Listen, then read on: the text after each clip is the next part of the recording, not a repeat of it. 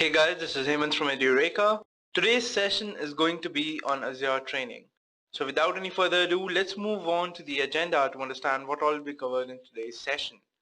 So we'll be following a top-down approach today. We'll start with why Microsoft Azure is the topic of discussion today. Why do you guys want to learn about Microsoft Azure? Once we're done with that, we'll see what Microsoft Azure is exactly, followed by a use case, which is a real-life implementation of a problem that we'll try to solve in Azure. After that, now every problem in Azure is solved using services or instances, right? So I'll teach you guys how you can launch these instances or services in the Azure environment. Once we're done with that, I will teach you guys how you can implement this use case in Azure by a step-by-step configuration process. Towards the end, we'll be discussing about Azure pricing, where I'll teach you guys how you can actually implement each of the services that we are learning today for free. Yes, you heard it right. We'll be discussing the amazing free options that Azure has to provide us. So let's move on to the first topic of today's discussion, which is why Microsoft Azure. Why are you guys so interested in Microsoft Azure? Now, one thing is that Microsoft Azure is actually becoming pretty big. I mean, the cloud leader on papers, it is AWS right now, but if you see the growth that has been happening in the past few years, Microsoft Azure is actually coming out pretty big, right? So, and that is the reason if you look at this graph, there are the job opportunities for Azure has been on a rise, and that is like, this is the primary reason that you guys want to learn about Microsoft Azure, because obviously you want to make a career shift into the cloud industry, right? And for that, availability of jobs should also be a factor. And if you see the graph, this graph has actually been taken from indeed.com, right? And as you can see, the graph is rising. So if you see in 2014, it was around 0.01%. In the late 2016, it reached around 0.09. It came down to a fall, but then again, it is at a rise. So this is a pattern that you see. But if you take my advice, because I have seen the industry, as far as I know, these jobs are going to increase multifolds in the future as well, right? It's not only restricted to Azure. If you talk about AWS, if you talk about any cloud technology, it has become imperative for you to learn about cloud, because it is the thing. Everything in the next 10 or 15 years is going to be on the cloud, right? Any company which is still on its on-premise servers will move to the cloud one day or another, because that is inevitable. That is something that has to happen. And that is the reason it becomes very important for you guys to skill up to the cloud level, right? Now, talking about Azure, like I said, so jobs are increasing every day. Jobs are there for you. So what needs to be done from you guys is prepare for the exam that is there for Azure, give that exam, get the certification, get hands-on experience, and get the job. This is the course, this is the path that you should have for taking a cloud computing role. All right.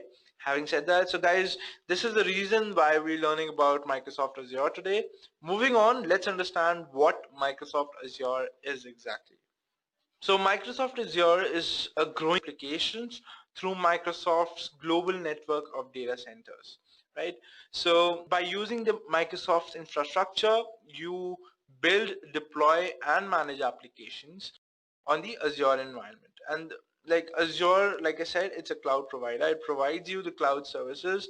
You are using those cloud services, but those cloud services are actually on the Microsoft's infrastructure, and that is what you are paying them for. All right. So this is what Microsoft Azure is all about, guys. Yeah, so we have discussed what Microsoft Azure is. We have discussed why it is used. We have discussed what is cloud. We have discussed the basic theory around cloud. Now let's see a use case. Now guys, my philosophy is that rather than doing all the theory first and then going on to the practical, I would like to follow the reverse approach, right? I would like to begin from practicals, because that is what your exam will be based on. Your exam will be based on real life examples. It will be based on real life scenarios. It will be based on what kind of hands-on knowledge you have in your Azure domain. All right, and that is the reason every session of ours will have a use case, through which we'll try to analyze how we can implement it in the cloud, right? So this is your first use case. This is kind of simple, guys. So please pay attention. So we are trying to make a website which is something like this, right? So what happens here is you have a set of images, and these images are actually being played in the background. And in this website, you have a functionality to upload more files to the cloud. And once you do that, those files will automatically be added in the slideshow and will start running. All right, so this is our use case, and we have to implement it on the cloud. So there are two stages in the way we are going to take this use case. The first stage is we're going to apply pure logic, right?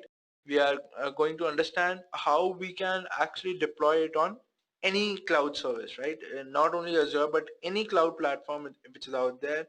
How can we implement this use case? So let's see that first, and after that, once you have understood that, we'll try implementing it in Azure. So first, let's see how we will implement this in a general scenario by pure logic. So your user base will be accessing the internet, right? Now, when your user will try to access the website, he will enter the website name, right? So all of that traffic will come at this point, which is called a load balancer. Now, what is a load balancer? A load balancer is basically a service which distributes your traffic equally among the servers running at that time. So say there are like 5 servers running on your website then, and if traffic is coming onto your servers, that traffic will be distributed among those 5 servers by the load balancer. So the job of the load balancer is to distribute the traffic equally among the servers, right? So this is what the load balancer is all about. So your user base from the internet is trying to access your website. So the traffic comes to the load balancer, and the load balancer separates, or it segregates the traffic into equal proportions and give it to the servers, right?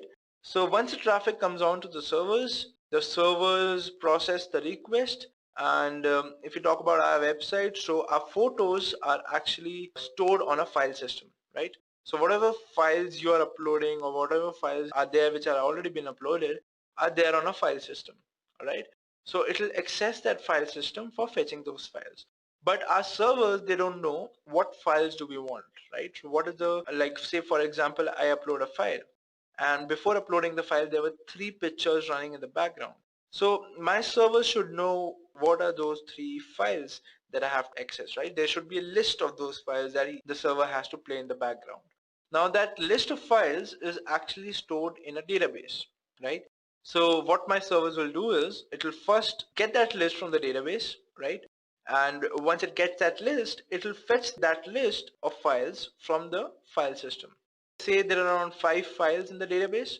So my server will interpret the addresses of those 5 files from the database, and then it will call the file system and get those addresses or get those files from there and try to show that in the slideshow in the website.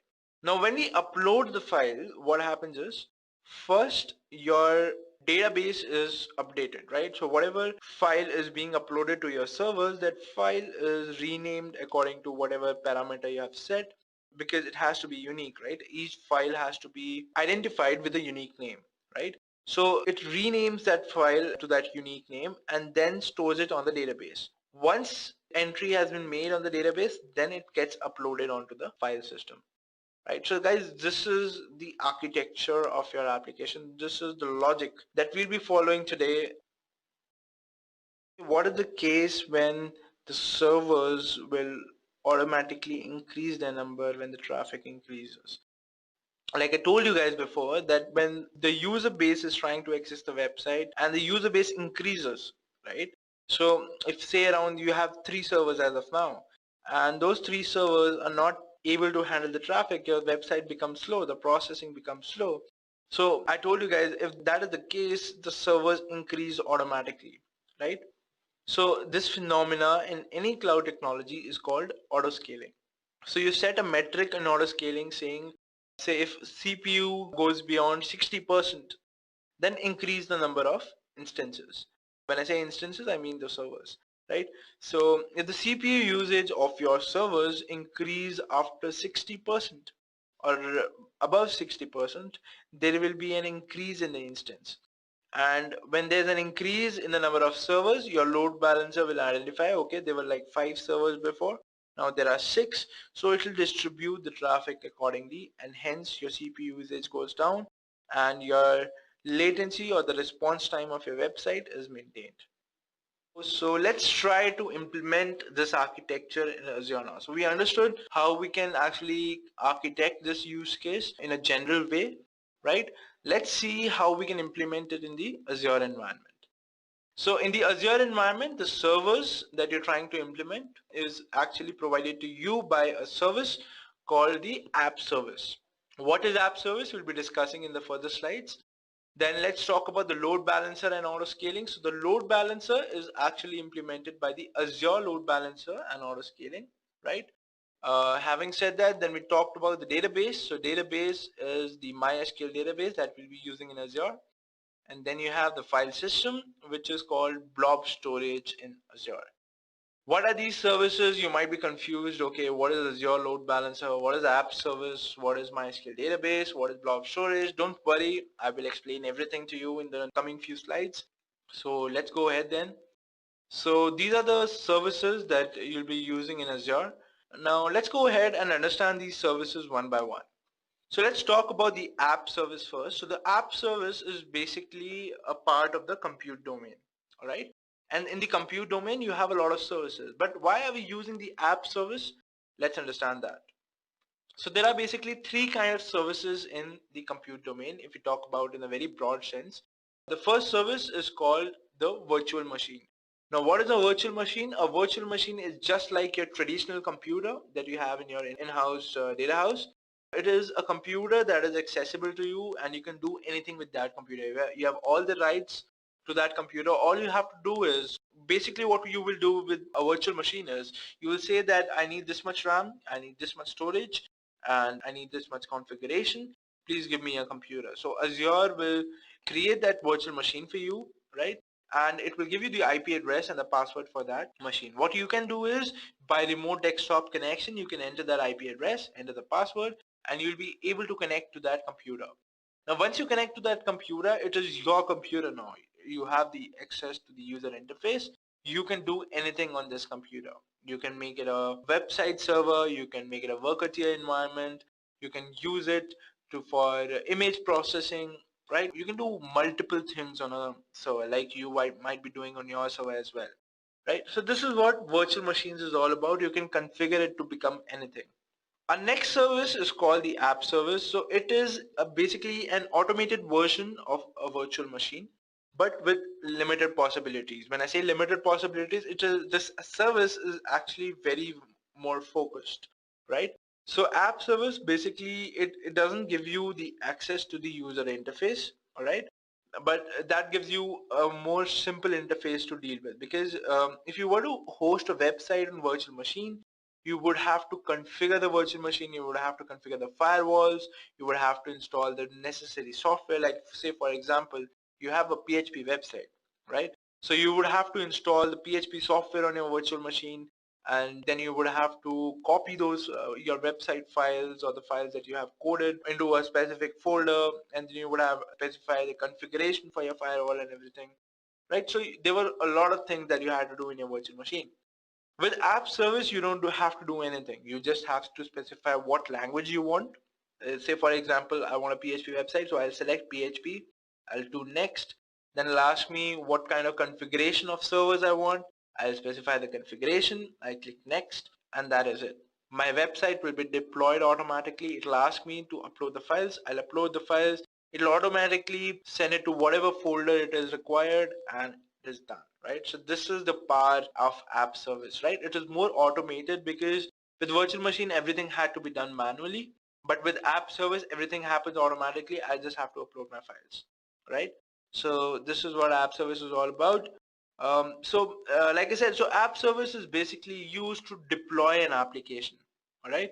You cannot do anything else with it. You cannot use it to process a customized workload or something like that. You can just use it to deploy an application, and that is why it is called an app service, right? Moving on, let's talk about functions. So functions is basically a very new technology. It's called the serverless architecture. It's basically what it does is you don't have to specify the configuration.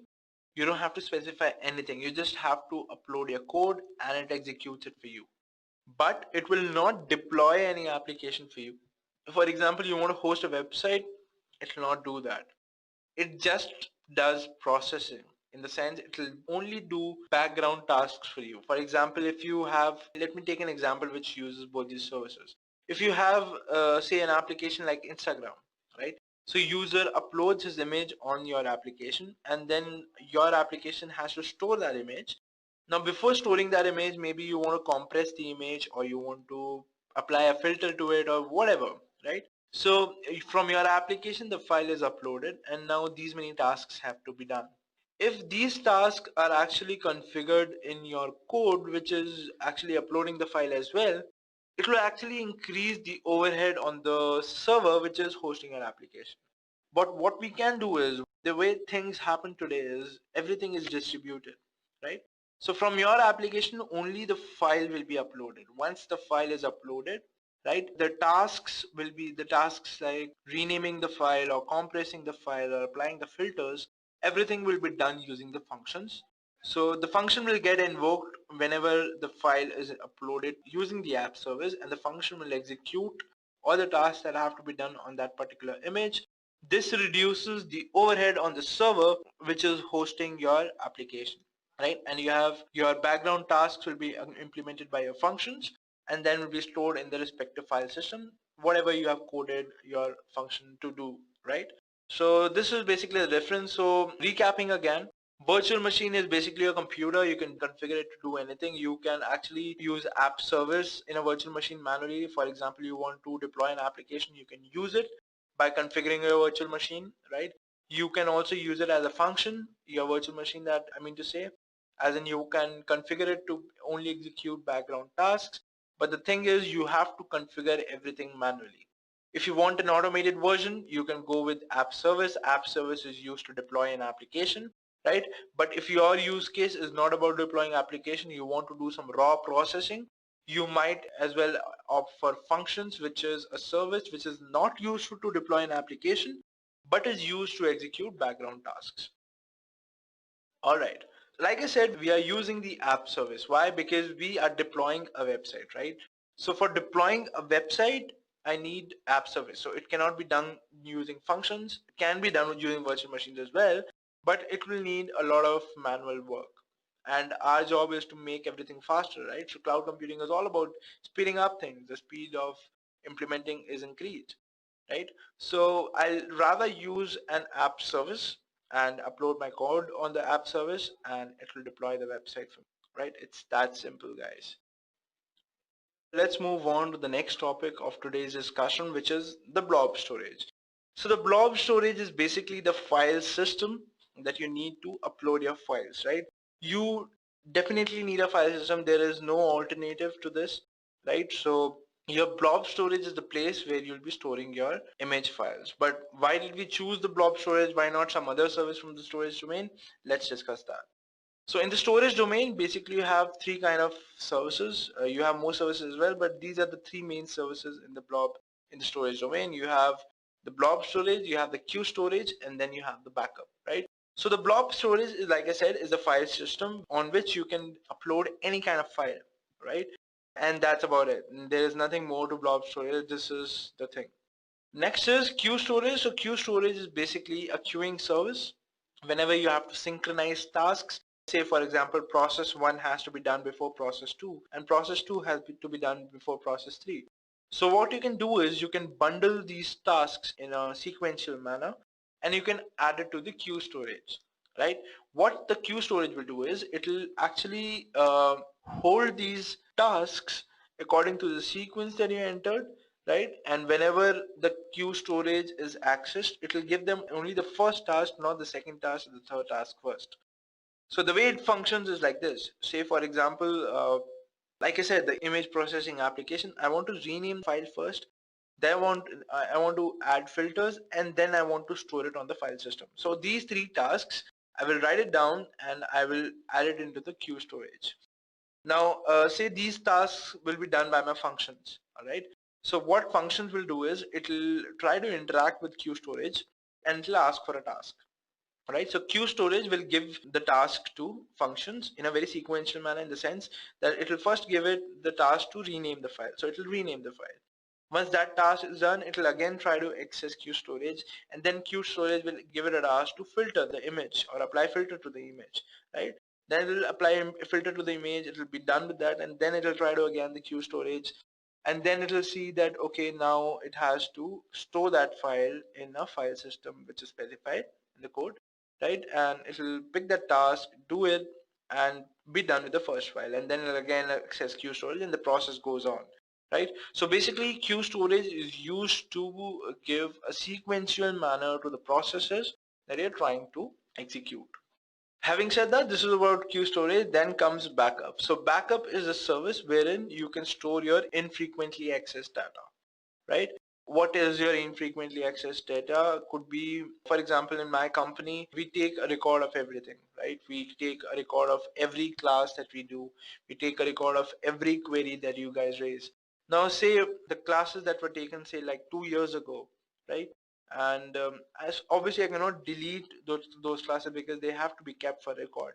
But what is the point of keeping them on my live hard drive? Because my live hard drive is where I do my current tasks, right? So rather than keeping it on my live hard drive, I say, okay, let me keep it in a CD or a pen drive, and keep it somewhere where I can take it out when I actually need them, right? So this is the concept of taking a backup. Now, similarly, if you want to take a backup in Azure, say you have your virtual machine and you have stored a lot of files on your virtual machine, but you think, okay, I don't need these files anymore, or maybe I don't need these files as of now, I might need them later. So why do spend that much on the storage that you're taking on the virtual machine, right? Rather than storing the infrequently accessed data, why not put more frequently accessed data? So what you can do is the infrequently accessed data that you have in your machine on the cloud, you can actually take a backup of that and store it in the backup service. Now, why will you store it in the backup service? Is because storage is more cheaper when you talk about the backup service, because obviously, first of all, they'll use magnetic tapes or they'll use SSDs or something like that to store your data. Now, why is it cheap? Is because obviously it has a downside that the response time or the time to retrieve the file from a backup service is obviously more. For example, if you have stored everything in your virtual machine, you can like go to that particular folder, access that file, and that is it, right? But if you have stored it in the backup service, the retrieval actually takes time.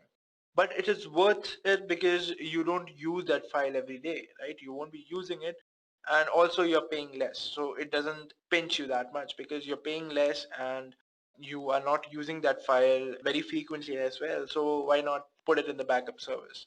So this is what the backup service is all about. Now, today in our implementation, we are using the blob storage for obvious reasons that I want to store my image files, right? So I'll not store it on the backup, obviously. I'll not store it in the queue storage.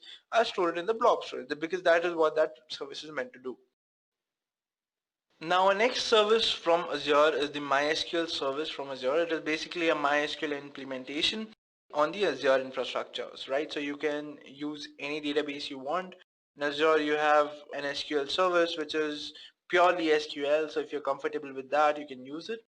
I am using MySQL for my use case today because that is the way I have coded my application to be, right? So it is just personal choice.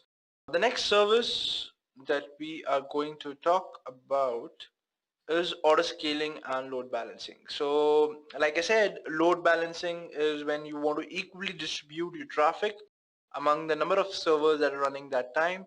And auto scaling is actually scaling up the number of servers that you're using according to the traffic that is coming onto your website. So you can actually set a metric that so obviously when more traffic is coming onto your website, your CPU utilization will increase because you have to process more requests now.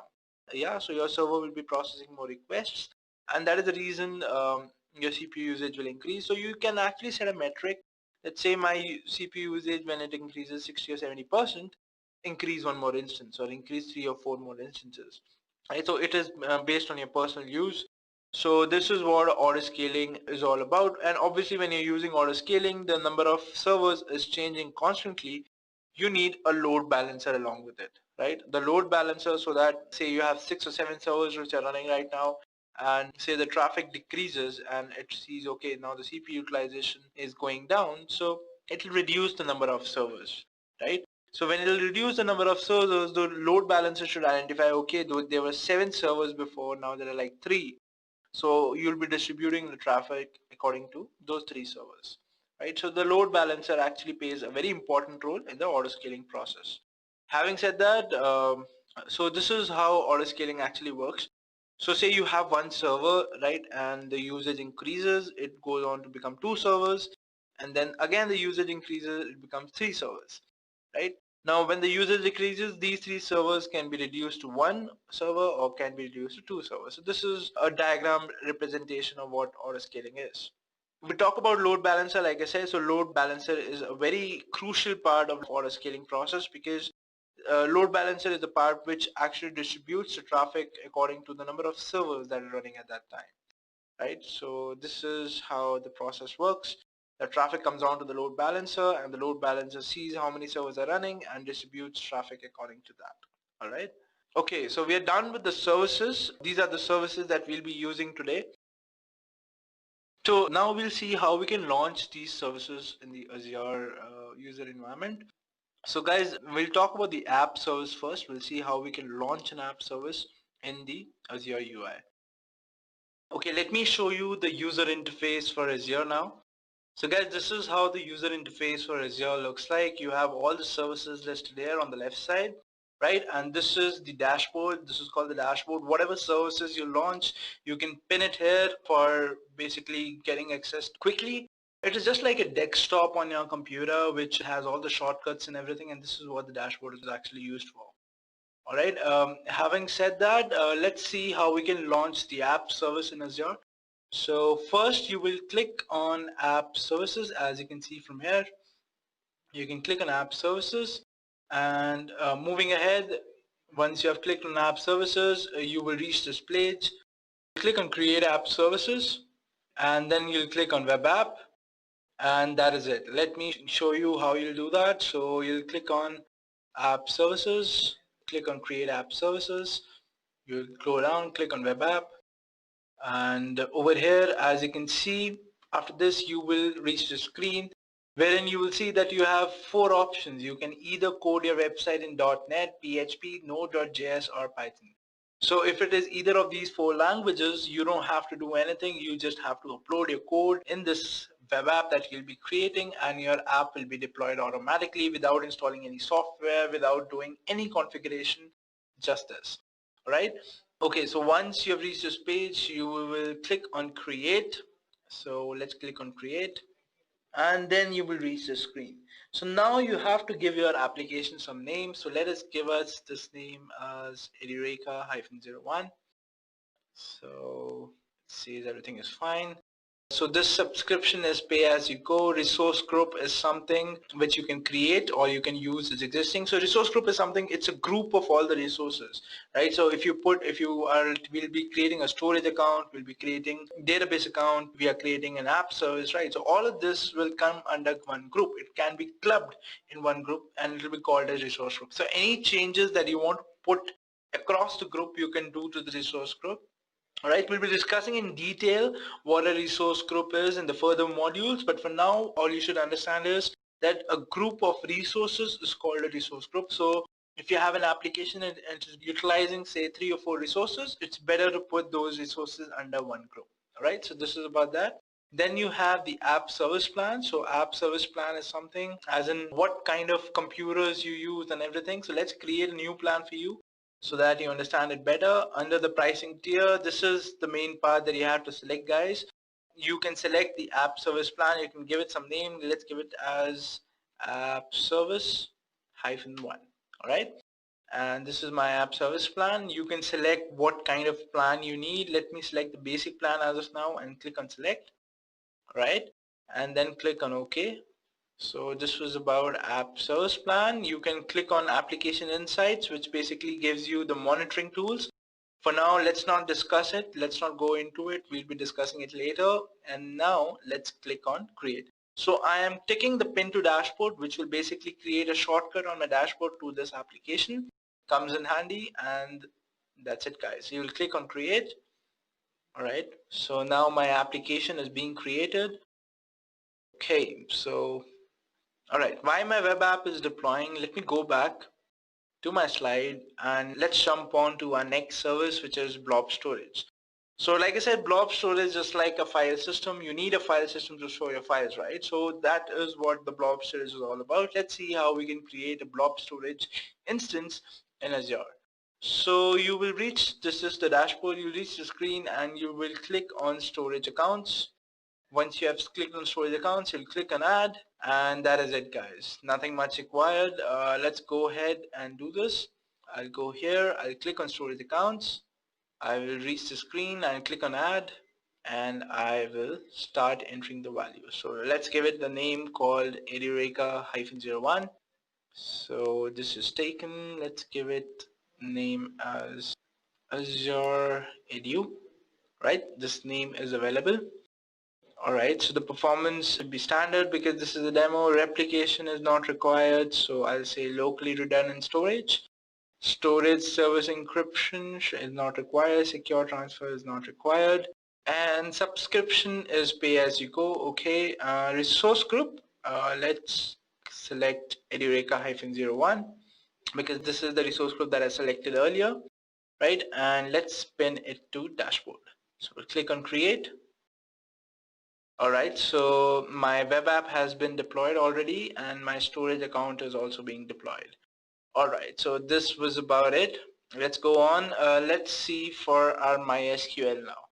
So for MySQL, let's see what all we have to do. So we will click on new, we will click on databases, and then we'll click on Azure database for MySQL. Alright, and that is about it. Let's go back and do that. So we'll click on new. We'll search for Azure database for MySQL. Alright, here it is. So I'll click on this and I'll click on create. So here it is. I have to enter the server name. Let's enter the server name as Edureka-01. It is available. It's good. The resource group should be the same. So let's select Edureka-01. Server admin login name, let's give it as Edureka. Password, let's give it Edureka1234. Confirm the password, Edureka1234. And it is asking me some special character, so let me add the special character as well. Okay, so basically you cannot have the login name in your password. So let me change the password to edu1234 exclamation. Same in the confirmation. Alright, so this is available now. The location is South Central US. Version is 5.7. Pricing tier, let me see if there is something more or less. Alright, I'll take this. I'll click on OK. Pin it to dashboard and click on create. It's pretty simple, guys. You would know when you will do the hands-on on yourself. So the pricing tier can be the minimum if you are using it for demo, or if you're creating an application which is for global scale application, you can choose the pricing tier according to that. Alright, while it is deploying, let's move ahead. So let's come on to the auto scaling part now. So basically we have to configure our web app to auto scale as and when required. So let's see how we can do that. So let's understand the types of auto scaling first. So basically there are two types of scaling. One is called horizontal scaling and one is called vertical scaling. So horizontal scaling is when you are increasing the number of servers that you require. Say you have an i7 server, for example. Alright, now the usage goes up, so you take two i7 servers, and if it again goes up, you take three i7 servers, right? So this is what horizontal scaling is all about, right?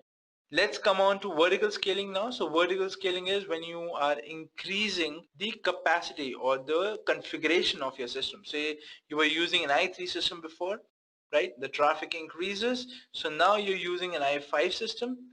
The traffic increasing, now you're using the i7 system. So you are having only one machine but you're increasing the configuration of your system, right? So these are the two types of scaling which exists in auto scaling.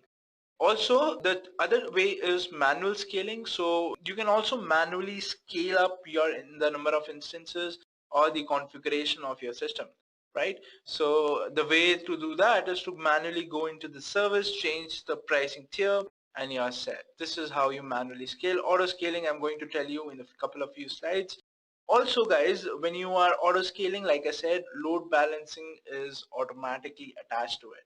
Alright, so when you will be auto scaling in a web app, you don't have to configure the load balancer. The load balancer is configured automatically and set automatically for you to be used. Alright, because it doesn't make sense to use auto scaling and not use load balancer.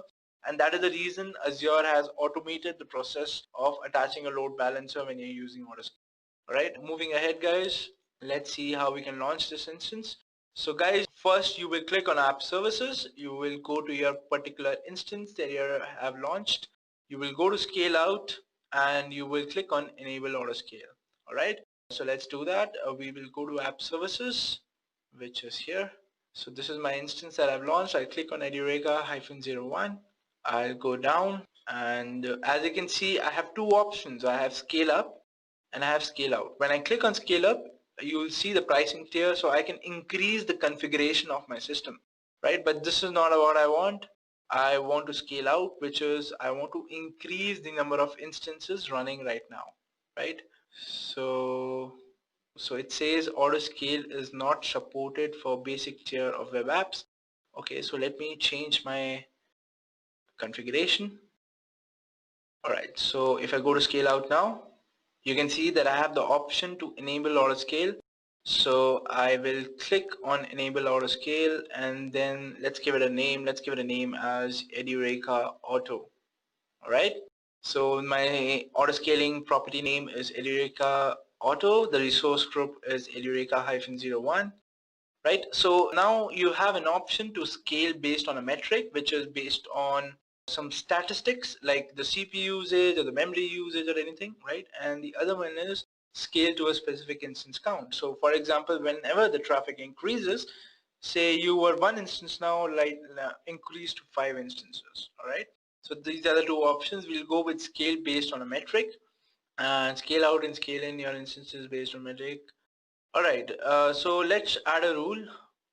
Let's add the rule as in what do we want, what kind of metric do we want to monitor and scale according to, right? So as you can see, the time aggregation is not something we should be worried about. Okay guys, so these are all the metrics that you can actually monitor and scale according to. You can scale according to the memory percentage, you can scale according to disk queue, HTTP queue, data in and data out, right? So let's for now keep it simple and scale according to CPU percentage, right?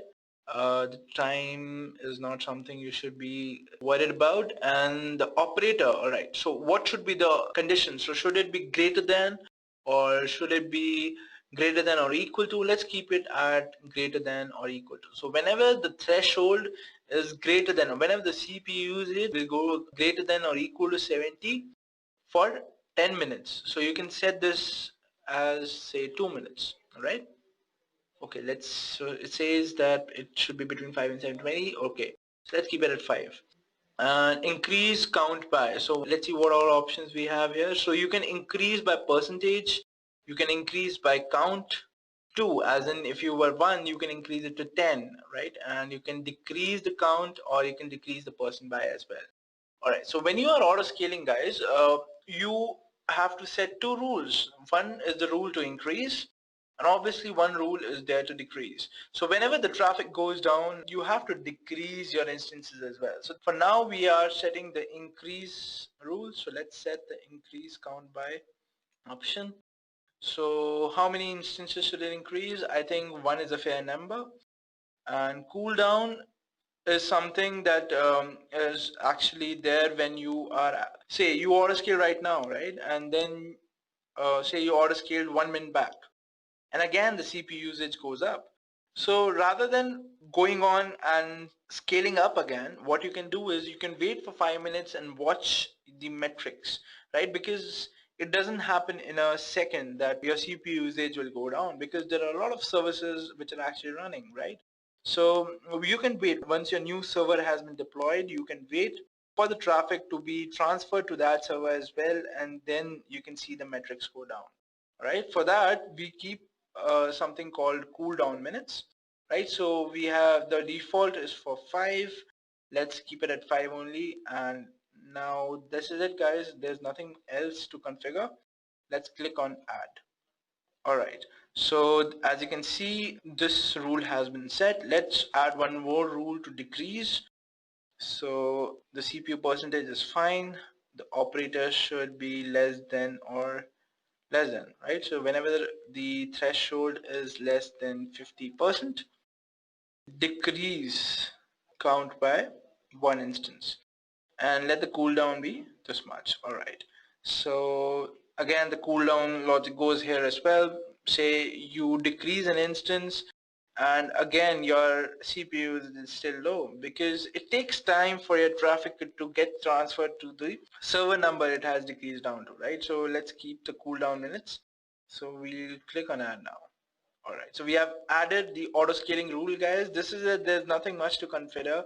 Actually, if you think about it, it's a very complex process, but Azure has given you the simplicity to do it very simplistic or a very English manner, because you just say, like I said, if the CPU usage is above 70%, increase the number of servers by 1, right? So if you go here and if you don't know about auto scaling, you can actually figure out what is happening, right? And same is the case with scale in. So whenever your CPU is less than 50%, decrease the count by 1, right? So as you can see, you can actually read it here that this is what we have configured. All right, so let's save this now. Alright guys, so this is how you auto scale your web app instance. Now since we are doing a demo, guys, we don't require the auto scale module for my application, so I'll just discard it for now because I can't even demonstrate this to you, right? So I just showed you how you can auto scale. Now let's go back and see what all is left. Alright, so now we are going to do the demonstration. So we have launched each and every service. We have launched the app service, we have launched the blob storage, and we have launched some MySQL for Azure. Right? Now let's go back and check and deploy our website. So let me show you how the website looks like in my local host. So my local host is this. Alright. Okay, so this is showing me an error because as of now my code is not connected to my Azure instances. Alright, so let's first configure our instances. So let us go to the dashboard and let's first configure our database.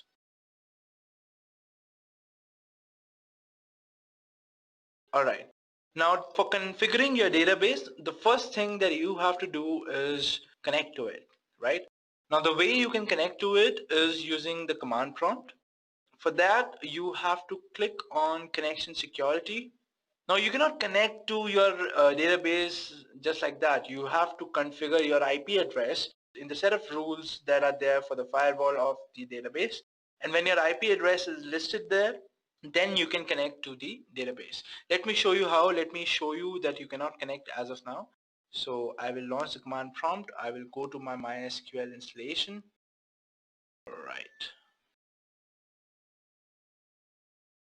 Alright, so this is my MySQL installation, guys. So I will type in the command mysql-h space and then the server name, which is this. I'll paste it here. Alright, then I will give the port number. So the port number is capital P, guys. Don't forget it's capital P. It's different than small p, right? Small p is for password, capital P is for the port number. And then I'll give the username. So the username is this. I'll paste it here. Right, and then I will type in the password. I'll hit enter the password, which is edu1234 exclamation. Hit enter. See, as you can see, client with IP address is not allowed to access the server. Alright, so now what I'll do is I'll go to connection security. I will add my IP and I'll click on save. So it says successfully updated connection security. Let's go back to our command prompt.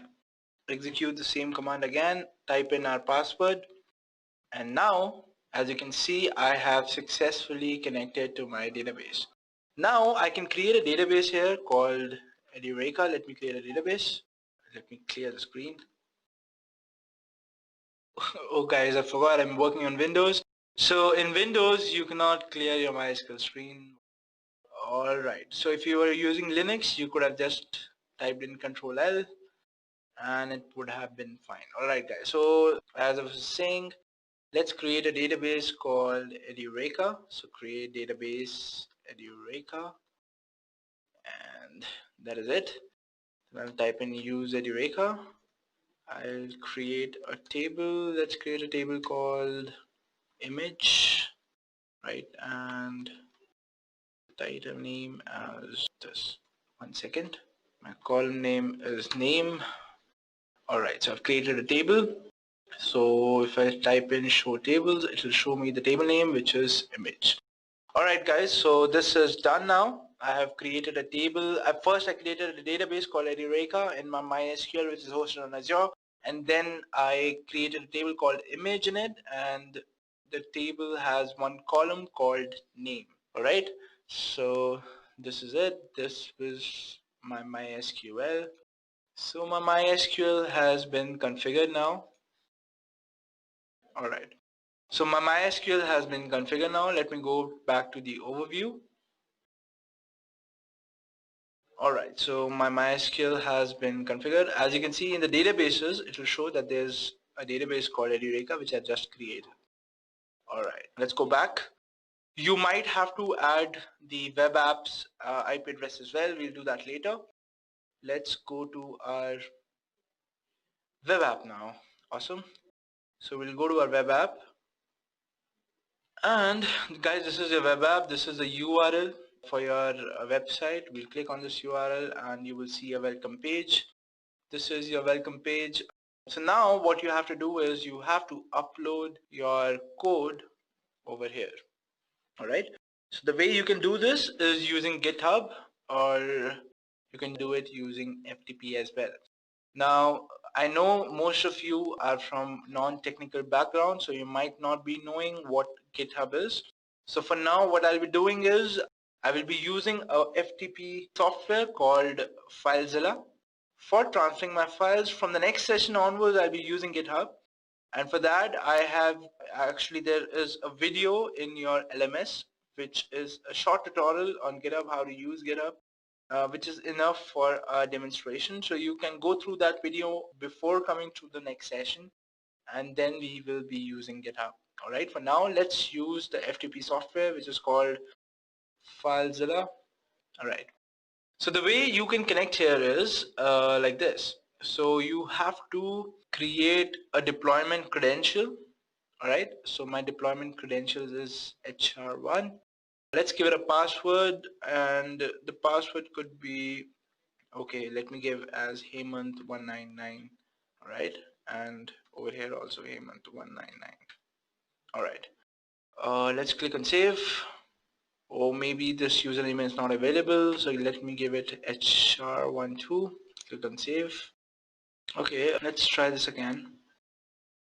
HR12. Alright, maybe I'm connected here, maybe that's why. Let me exit it. It's Hemant1994. Let's click on save.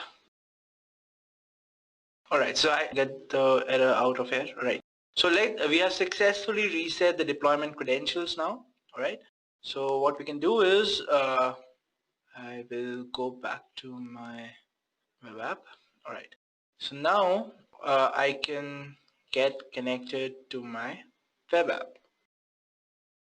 I'll have to enter the FTP hostname, so it'll go here.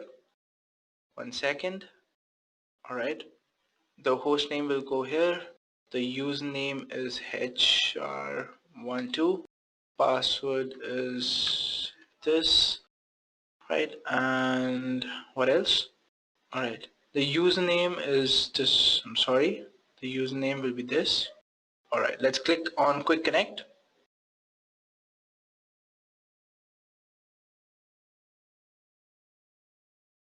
Alright, So as you can see, we have successfully logged into our FTP channel. So over here you'll go on a site, right? You'll go on www root, and then you can copy all your website files over here. So let us do that. My files are somewhere here. Alright, so let's copy the files now. I can just drag and drop it over here and the process will start. Now it might take a while, so let us configure some other file while my website is being copied. Okay, so now what we can do is we will go to our dashboard and we can configure our storage. Mind you guys, I might have to upload my code which in my web app, because there are some things that I have to change in the code because the addresses and all, I'm creating new services, right? So I'll have to change the services address in my code. So I'll do that and then I will update the particular file that I'll be changing in my web app. So let me just give me a minute. Okay, so now what I'll do is I will create a blob. Over here I'll create a container and the container name shall be hello and the access type be container. Alright, I click on OK. So I have successfully created a container called blob. If you go in properties, you will see that this is the URL for it, right? So let me show you the code for my website, guys. So this is the code for my website. Alright, now I'll have to change the URL at places, so let me do that. So it will get changed here. Alright, then my container name is hello, so that is okay. And now one more thing, guys. So whenever you are basically going to connect to your storage account, your blob storage, you have to go here. I'll show you. You will have to go to access keys. So here is your key, right? So this is the connection string that you have to include in your code. I've copied it. I'll go here and I will include it in the connection string code. All right. So I'll control V, and over here you have to remove the endpoint suffix. All right. So this is not required. If you put this, it will not work. Okay. I don't think anything else is required. Oh yes. I have to change the database credentials as well. So let's do that as well. So your storage account is set. You don't have to change anything else. Let's go to the MySQL part. All right, here it is. So the server name has to be changed. Let's copy the server name and give it here. So the host name is this. All right. And let's see. So our login name is this. Let's put the login name here. Password is edu1234 exclamation, which is right. DB name, database name is Edureka, which is right. Username, user table is image, which is right, and the field name is name. Alright, everything seems fine. One more place I have to change it, so let's do that as well. So let's copy this, paste it here, copy our username, paste it here, and everything seems fine now. So now when I try to run the code, it will run on my local host, but it will not run on my web app. Why? Because I'll tell you. So I was getting these warnings, right? So let me refresh. Wait, let me save it. So let me refresh it now. Okay. 1 second.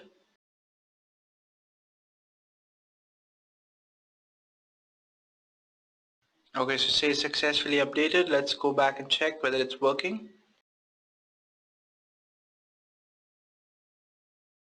Alright, so basically you have to disable the enforce SSL connection in your MySQL, and that would be it. I forgot to do this. Alright, so now I will choosing a file and I'll be uploading this particular file, which is desert. I'll click on upload image and it will take some time to upload the image.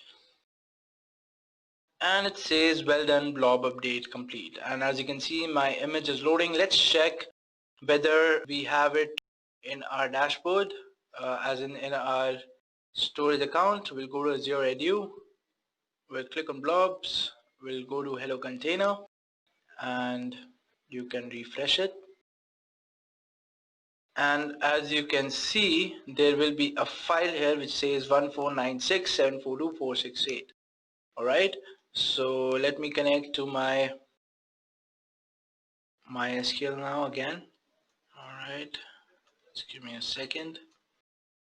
I will type in MySQL-H and then the username. So this is my hostname, guys, so I'll copy this hostname, paste it here, and then my port number, which is 3306, my username, which is this, I'll paste it here, and then the password, which is as of now this edu1234 exclamation. I've connected to my database. I'll use the database that I've created, select table, and I'll show you the record. Now let's compare it with what is there. It's 1496742468 and it's 1496742468. So guys, as you can see, the same file has been uploaded here and it has been mentioned here. So what my website is now doing is, it is basically fetching the file from my database and then accessing that file over here in my file system, and hence displaying it in its background. So as of now, since there is only one image, it is not showing the slideshow. Let me choose one more file. Let's upload the koala image and click on upload image. So now when you will see, that's the image which is being loaded. And if I go here and I refresh it,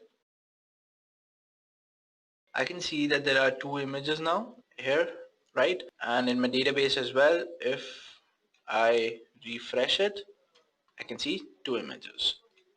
Alright guys, so this website seems to work fine. It is connecting with my storage account. It is connecting with my database on Azure. Now let's check if my files have been uploaded.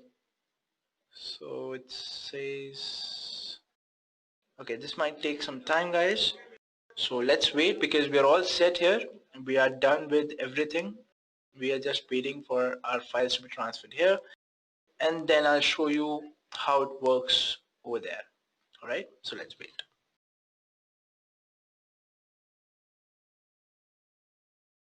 Alright guys, so my transfers have finished. So now let's check whether my web app is working or not. Right, so I'll go to the dashboard. I'll go to my web app, and this is the link. I'll click on this link.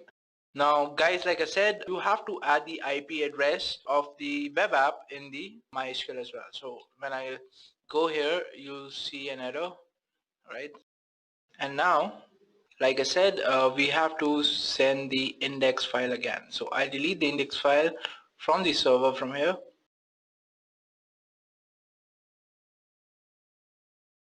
Alright, copy the index file again because it's been updated. Alright, and now I will refresh this. So as you can see, it says the IP address is not allowed to access the server. So what we'll do is, we'll copy the IP address, we'll go to our database, go to connection security. Alright, so here we are. We'll select the web app, give the start IP and the NIP. Alright, so let's get rid of the spaces, and this is it. Now we'll click on save. Now why are we doing this? We are doing this because here we got an error that this IP address is not validated with the MySQL. So we have added this IP address over there. It says successfully updated security settings. Let's refresh it and check. Okay, awesome guys. So now my website is working. So I have successfully updated my website in the web app. Alright, and I didn't have to configure anything. I didn't go to the UI. I just transferred my files and my website is up and ready. This is the address which is being used to get to the website. Alright, so guys, this was the demo. Let me get back to my slide. So let me recap what I did. I configured my app service with the code. I configured my MySQL with the IP addresses of my own computer to configure it and the IP address of my app service so that the app service can communicate with the MySQL. I configured my blob storage and I configured its address in my code, my PHP code, and I configured the host name and the password for the created MySQL service in my PHP code as well. So guys, this is what we did. So that brings us to the end of our session. So guys, thank you for attending today's session. Goodbye and have a good day ahead.